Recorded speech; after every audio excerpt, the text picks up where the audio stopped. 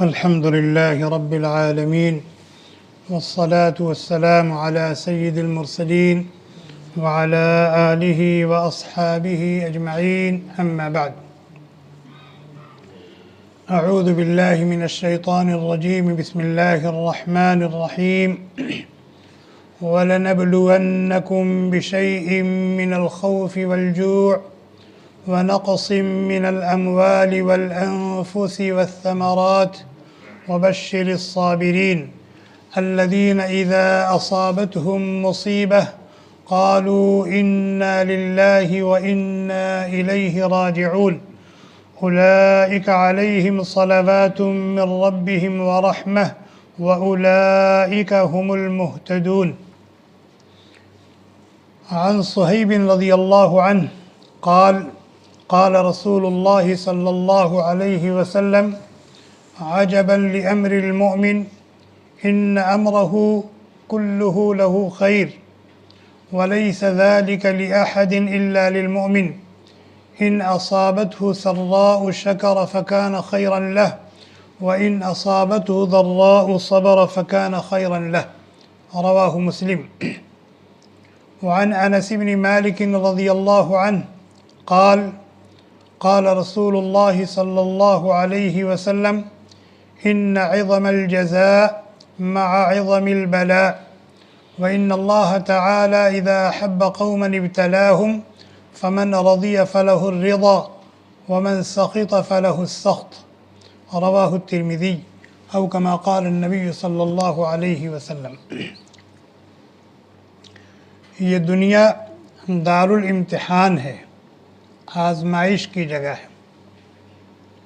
اللہ تعالیٰ اپنے بندوں اور اپنی بندیوں کو آزماتے ہیں، ان کا امتحان لیتے ہیں، ان کو چیک کرتے ہیں. جو آیت کریمہ آپ کو سنائی گئی، اس آیت کریمہ میں اللہ تعالیٰ نے اسی حقیقت کو بیان کیا. اس کے علاوہ اور بھی آیات ہیں جن میں اللہ تبارک و تعالیٰ نے یہ بتایا ہے کہ دنیا آزمائش کی جگہ ہے، امتحان کی جگہ ہے. یہاں لوگ آزمائے جاتے ہیں اور آزمائش میں پورا اترنے پر نوازے بھی جاتے ہیں، اور اگر فیل ہو گئے تو پھر اس کا بھگتان بھی ان کو بھگتنا پڑتا ہے. چنانچہ وَلَنَبْلُوَنَّكُمْ، اللہ تعالیٰ کہتے ہیں کہ ہم ضرور بھی ضرور تمہیں آزمائیں گے، ہم ضرور بھی ضرور تمہیں آزمائیں گے.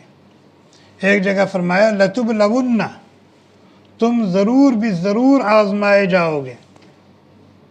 ایک جگہ فرمایا الَّذِي خَلَقَ الْمَوْتَ وَالْحَيَاةَ لِيَبْلُوَكُمْ، اللہ تعالیٰ نے مرنے اور جینے کا نظام قائم فرمایا تاکہ تمہاری آزمائش کرے، تمہارا امتحان لے. اس کے علاوہ اور بھی آیات ہیں جن میں یہ حقیقت بیان کی گئی. سوال پیدا ہوتا ہے کہ آزمائیں گے تو ضرور آپ، لیکن آزمائش کا اور امتحان کا پرچہ کیا ہوگا؟ پرچہ کیا ہوگا؟ کس طریقے سے آپ آزمائیں گے؟ ابھی جو آیت سنائی گئی اس میں اللہ تعالیٰ نے امتحان کے 5 پرچوں کا ذکر کیا ہے. ہم ایسے بھی آزمائیں گے، ایسے بھی آزمائیں گے، ایسے بھی آزمائیں گے، ایسے بھی آزمائیں گے، ایسے بھی آزمائیں گے. چنانچہ فرمایا وَلَنَبْلُوَنَّكُمْ بِشَيْءٍ مِّنَ الْخَوْفِ، کچھ ڈر اور خوف مسلط کر کے آزمائیں گے، امن و اطمینان کو لے لیں گے. آج ہم لوگ کتنے امن و اطمینان کے ساتھ زندگی گزار رہے ہیں الحمدللہ. نہ ہمارے جسم و جان کو کوئی خطرہ ہے، نہ ہمارے مال و منال کو کوئی خطرہ ہے، نہ ہمارے اہل و عیال کو کوئی خطرہ ہے، نہ ہماری عزت و آبرو کو کوئی خطرہ ہے. بالکل مطمئن اور بے خوف ہو کر کے جی رہے ہیں. یہ اللہ تعالیٰ کی بہت بڑی عطا ہے، بہت بڑی نوازش ہے جس کو امن اور اطمینان کہا جاتا ہے.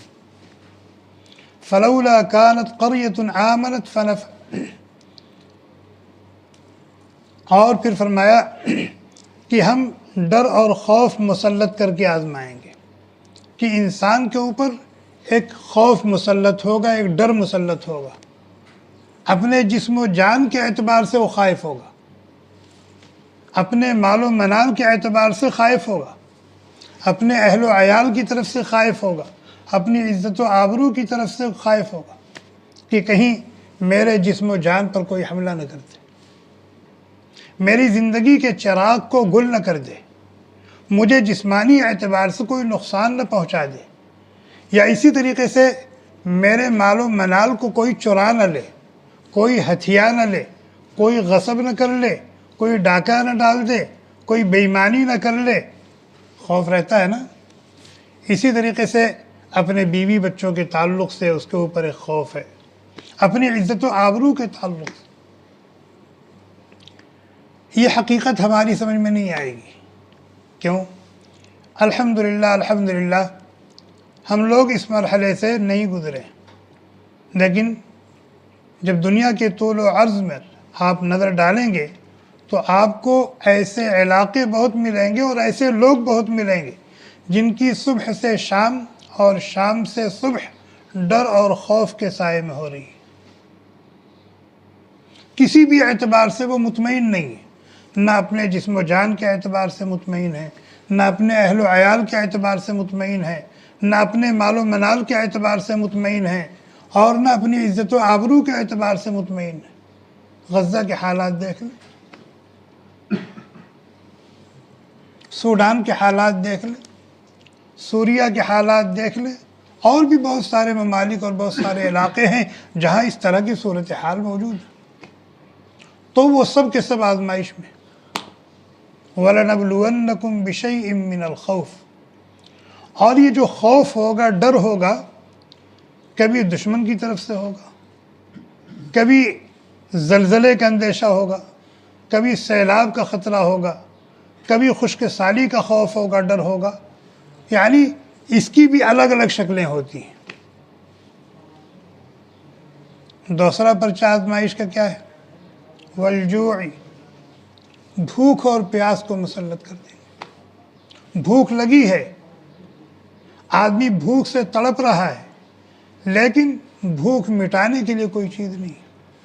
یہ حقیقت بھی ہماری سمجھ میں نہیں آئے گی، اسے کہ یہاں تو بھوک لگنے سے پہلے کھانا موجود ہے، پیاس لگنے سے پہلے طرح طرح کے مشروبات موجود ہیں، لیکن ہمارے ایسے بھی بھائی اور بہن ہیں، چاہے وہ دینی بھائی بہن ہوں، چاہے وہ انسانی بھائی بہن ہوں، کہ بھوک لگی ہے، کھانے کے لیے کچھ نہیں، پیاس لگی ہے، پیاس بجھانے کے لیے کچھ نہیں، سر چھپانے کے لیے چھت نہیں، سردی کا موسم ہے، سردی سے بچاؤ کے لیے کپڑے نہیں، بلکہ بہت سارے لوگوں کے پاس تو تن بدن چھپانے کے کپڑے نہیں، زندگی جینے کی جو بنیادی ضروریات ہیں وہ میسر نہیں ہیں۔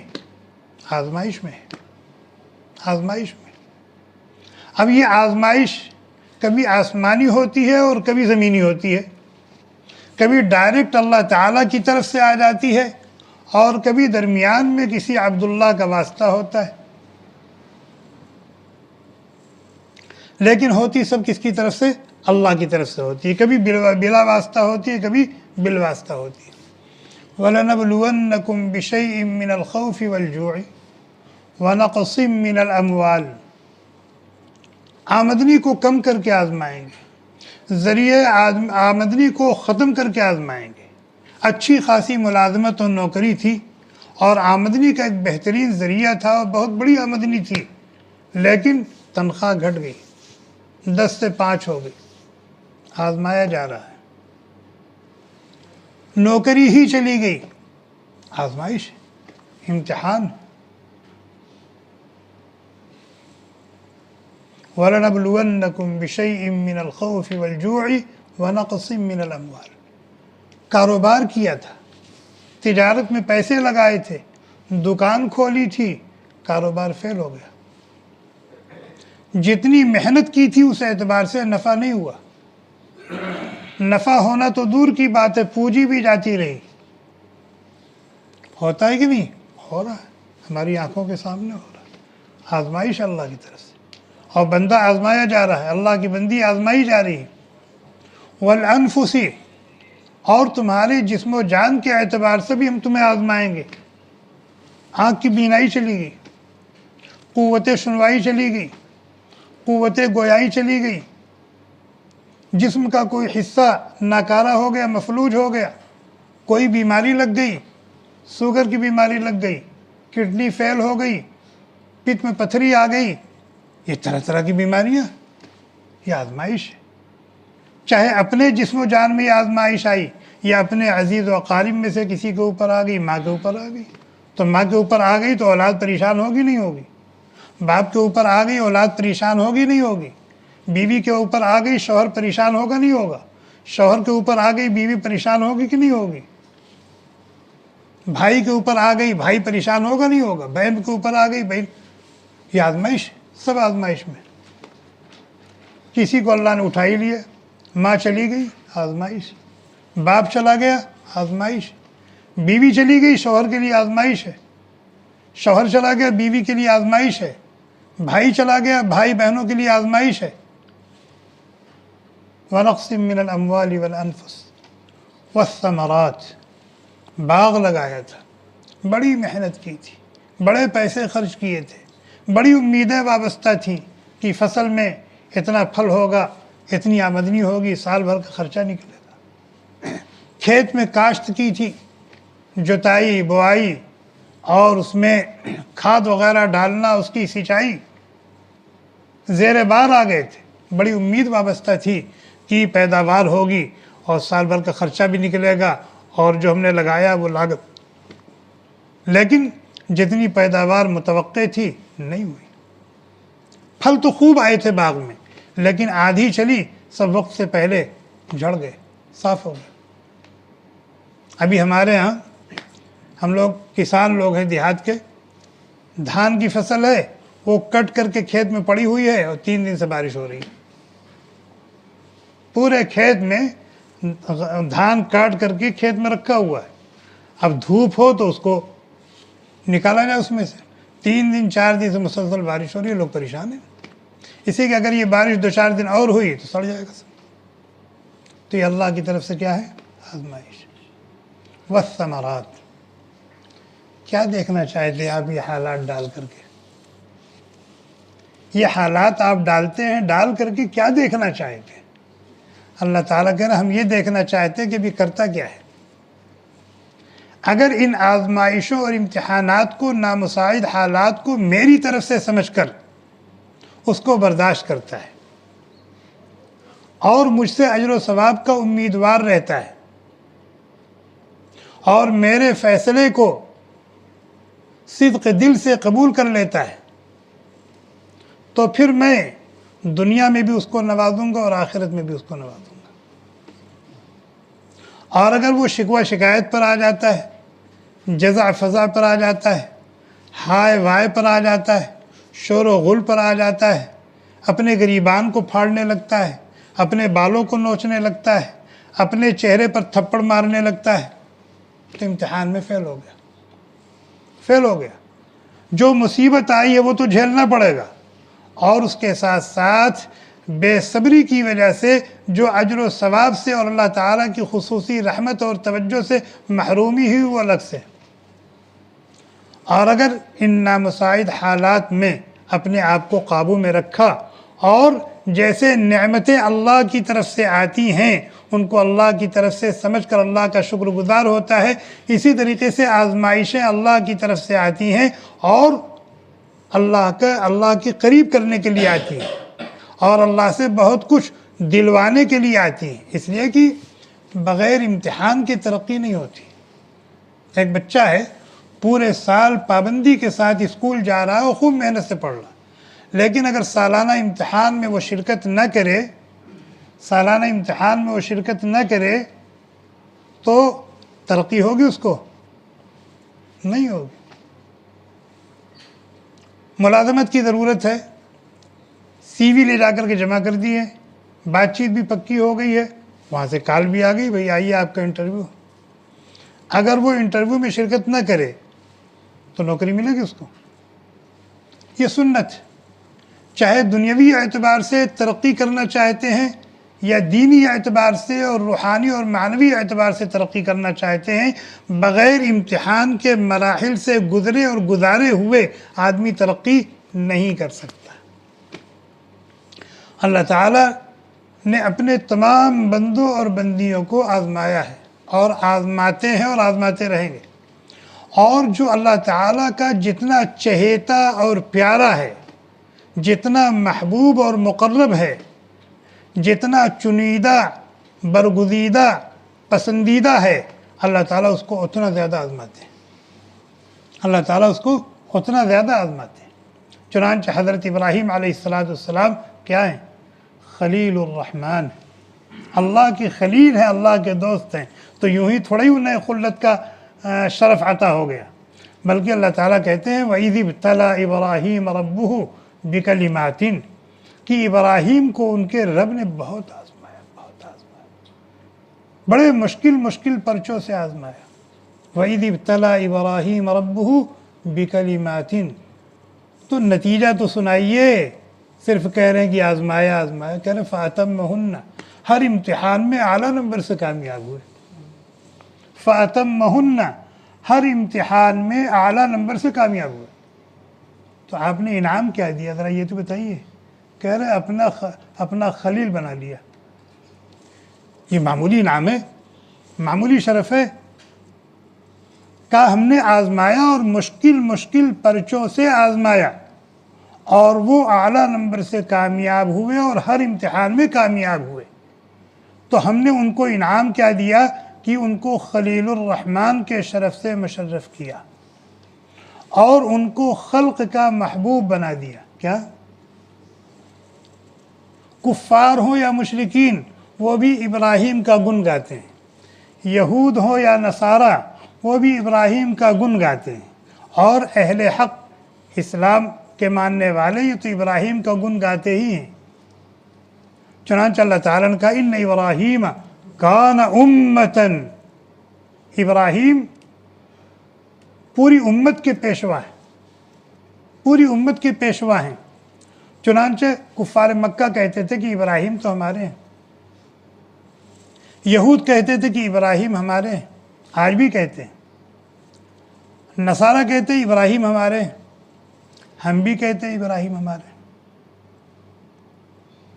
جی اللہ تعالیٰ نے کیسی محبت ڈالی ہے لوگوں کے دلوں میں کہ ہر آدمی اپنے آپ کو ان کی طرف منسوب کرنے میں شرف محسوس کر رہا ہے اور ان کو اپنا کہہ رہا ہے۔ ابھی 2019 میں یا 21 میں ایک معاہدہ وجود میں آیا، اس معاہدے کا نام کیا ہے؟ ابراہیم، اور کوئی نام نہیں مل رہا تھا، اور اتنی بھری اور بڑی دنیا میں اور کوئی شخصیت نہیں تھی جس کے نام سے اس معاہدے کو منسوب کیا جائے۔ اس معاہدے کو وجود میں لانے والے کتنے شاطر ہیں اور کتنی دور کی گوٹھی لے آئے کہ اس نام سے کوئی اختلاف کر ہی نہیں سکتا ہے کہ نہیں؟ دیکھیے چنانچہ اللہ تعالیٰ نے نفی کی، ما کان ابراہیم یہودیا، یہودیوں تم کہتے ہو کہ ابراہیم ہمارے ہیں، یہودی تھے، چپ، وہ یہودی نہیں تھے، ولا نصرانیا، عیسائیوں تم کہتے ہو کہ ابراہیم عیسائی تھے، تمہارے ہیں، نہیں، ابراہیم عیسائی نہیں تھے، وما کان من المشرکین، کفار و مشرکین بھی کان کھول کے سن لیں، وہ ان کے نہیں ہیں، وہ مشرک نہیں تھے۔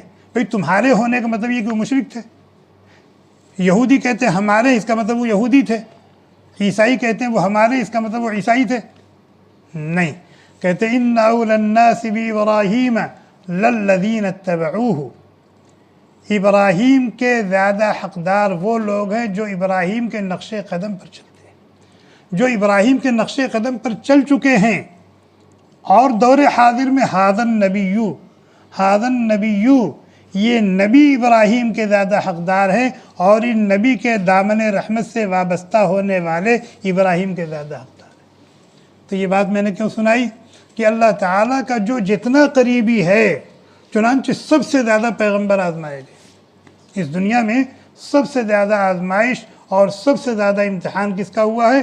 انبیاء کا ہوا، اور امام الانبیاء حضرت محمد رسول اللہ صلی اللہ علیہ وسلم ہیں، لہذا آپ سب سے زیادہ آزمائے گئے اور ہر لائن سے آزمائے گئے، چنانچہ اللہ کے نبی علیہ السلام فرماتے ہیں کہ راہ خدا میں مجھے جتنا ستایا گیا جتنی اذیتیں دی گئیں اور جتنی کڑوی کسیلی سنائی گئی، کسی اور نبی کے ساتھ اس طرح کا برتاؤ نہیں ہوا۔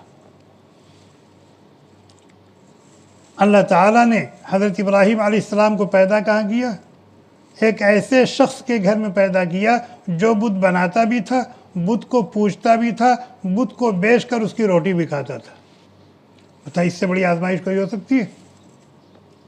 امام المشرکین کے گھر میں امام الموحدین کو پیدا کر رہے اور ایک لمبا وقت ان کے درمیان انہوں نے موحد بن کر کے گزارا۔ بتائیں کیسے گزارا ہوگا؟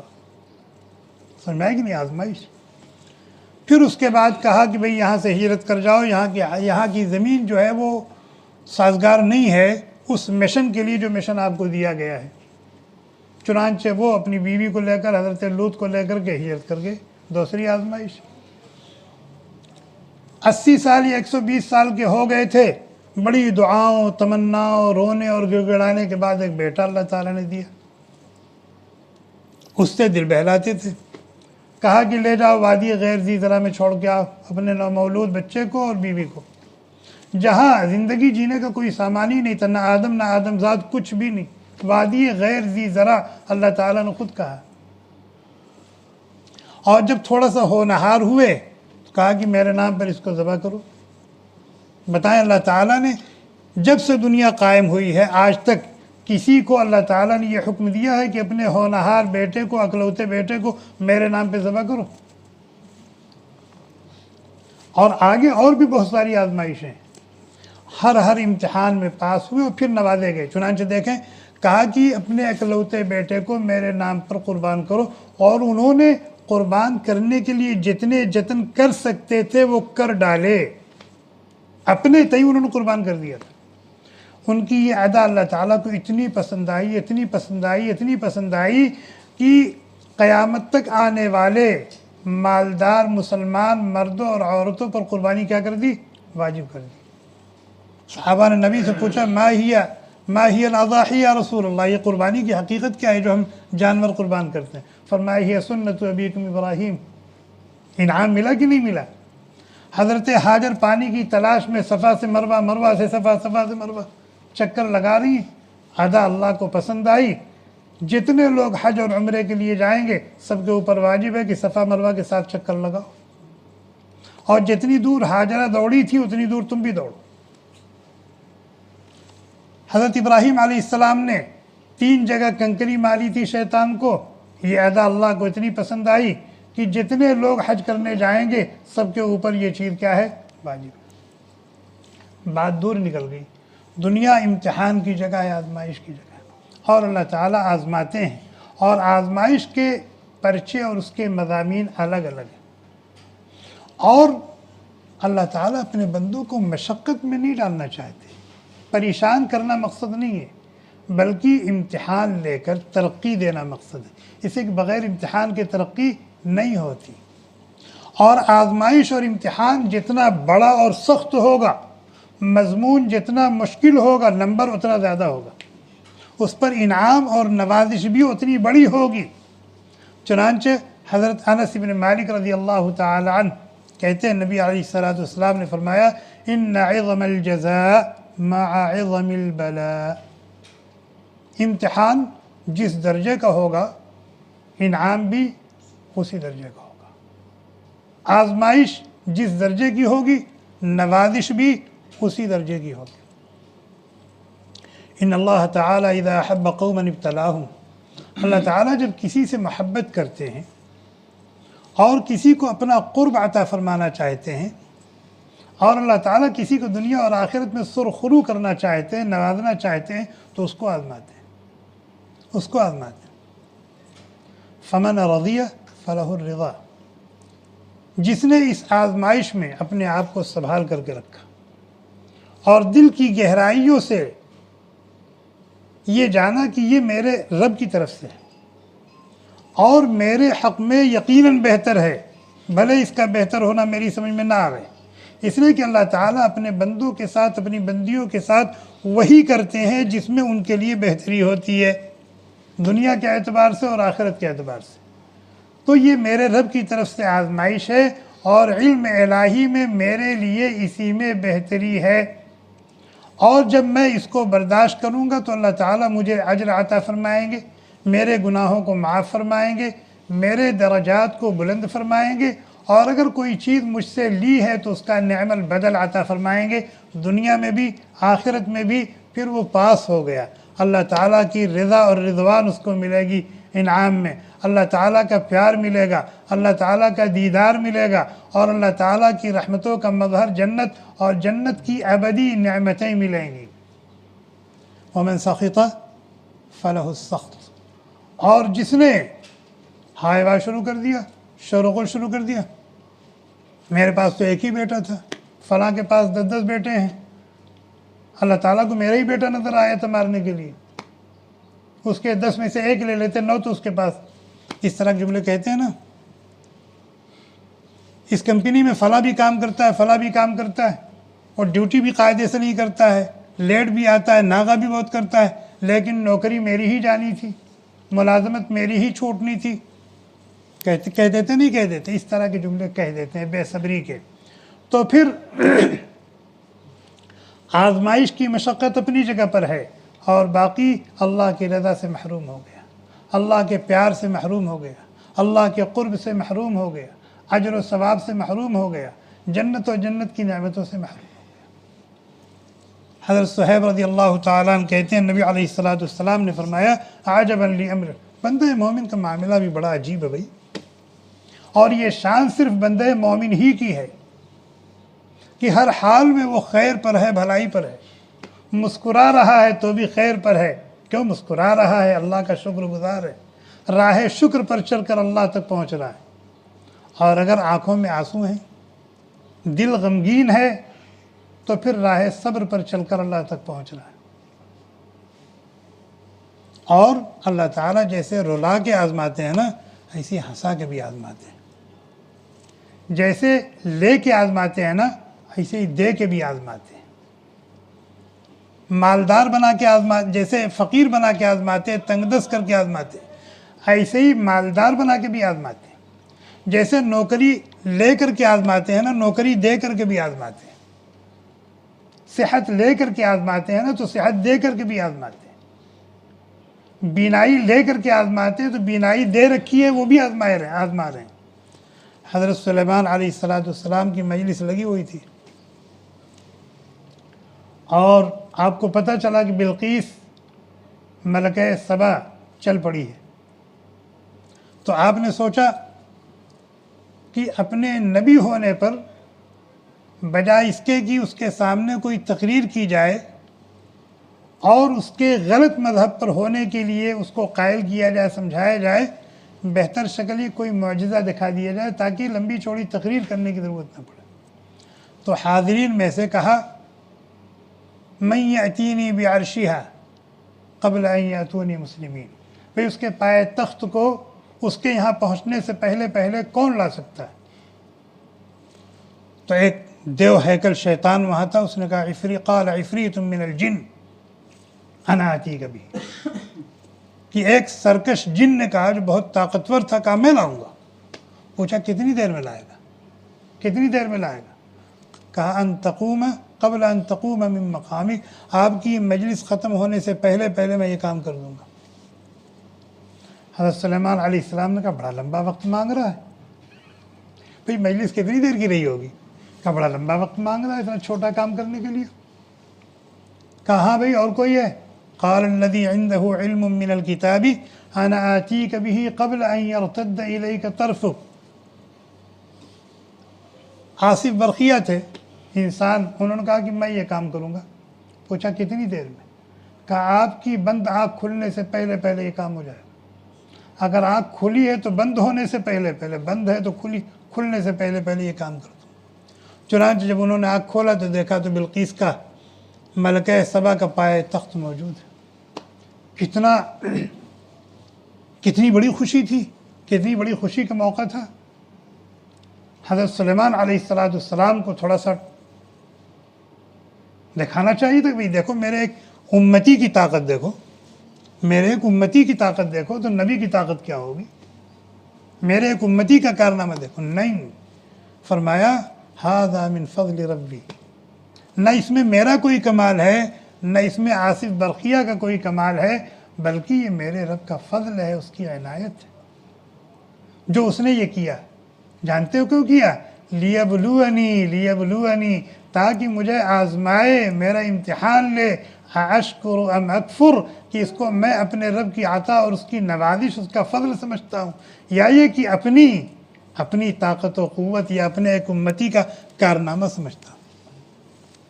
یہ واقعہ میں نے اس لیے سنایا کہ اللہ تعالیٰ بندوں کو اور بندیوں کو آزماتے ہیں تو آزمائش کے پرچے الگ الگ ہوتے ہیں. کبھی رلا کے آزماتے ہیں اور کبھی ہنسا کے آزماتے ہیں، کبھی کھلا کے آزماتے ہیں، کبھی بھوکا رکھ کے آزماتے ہیں، اور کبھی صحت دے کے آزماتے ہیں، کبھی بیمار کر کے آزماتے ہیں.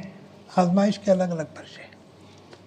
سبق کیا ملا؟ کہ ہم میں سے ہر ایک ہر وقت اور ہر گھڑی آزمائش میں، نعمتوں میں ہے تو آزمائش میں ہے، نقمتوں میں ہے تو آزمائش میں.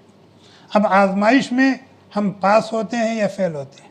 ما اصابک من حسنۃ فمن اللہ وما اصابک من سیئۃ فمن نفسک. کوئی آزمائش ہو، امتحان ہو، ناموافق حالات ہوں تو ان کو اللہ کی طرف سے سمجھ کر اجر و ثواب کا امیدوار بن کر اس کو کیا کیا جائے؟ برداشت کیا جائے. ہمت اور حوصلے سے کام لیا جائے، حدود شرع سے باہر نہ جایا جائے. اور اگر نعمتوں میں ہے، عطاؤں اور نوازشوں میں ہے تو اس کو بھی اپنی محنتوں اور کوششوں اور اپنی صلاحیتوں کا نتیجہ نہ سمجھ کر صرف اور صرف اللہ کی عطا سمجھی جائے اور حدود شرع میں رہتے ہوئے اس نعمت سے فائدہ اٹھایا جائے. اللہ تعالیٰ ان باتوں کو ہمیں سمجھا دے، اس کی حقیقت کو ہمارے دل کی گہرائیوں میں اتار دے، اور ہر حال میں اپنا شاکر بندہ یا صابر بندہ، شاکر بندی یا صابر بندی بن کر اللہ تعالیٰ زندگی گزارنے کی توفیق عطا فرمائے. اور جب بھی کوئی آزمائش ہو، امتحان ہو، تو اللہ تعالیٰ ہم سب کو ثابت قدم رکھے. فیل اور ناکام ہونے سے اللہ تعالیٰ ہم سب کی حفاظت فرمائے. سبحانک اللہم بحمدک، نشہد ان لا الہ الا انت، نستغفرک ونتوب الیک. سبحان ربک رب العزة عما یصفون وسلام علی المرسلین والحمد للہ رب. Thanks for watching. Don't forget to like, comment, share and subscribe to Al Wahid channel.